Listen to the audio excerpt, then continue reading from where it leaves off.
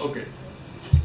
Whenever I claim that change is not the way I want to handle my things, people claim that change is inevitable, or they ask how I want to tackle problems going on in the world without making a change.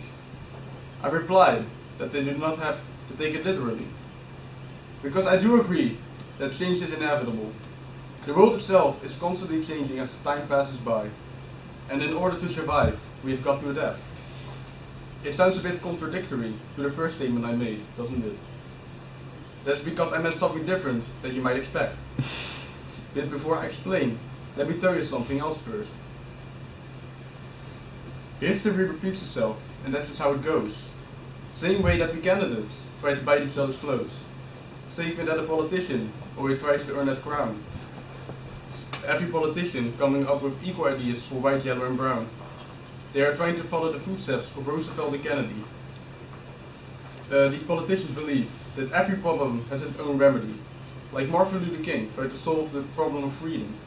And I could call countless more people filled with these reasons. But now it is time to explain the connection with the words I mentioned in the beginning.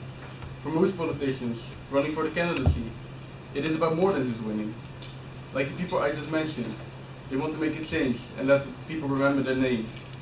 But those were different times, and nowadays, a lot of politicians only care about fame. Their ideals are led by useless and drastic change in order to seem useful to the voter. To me, that looks really mediocre. The foundation of important drastic change to the Constitution has already been made by, and among others, the people I just mentioned. So why don't we just embrace those ideas and preserve them? Even though the world is changing, but it is changing at a slow rate, and we already have that foundation. Therefore, in order to adapt, we adapt slowly and we observe and we evaluate our actions.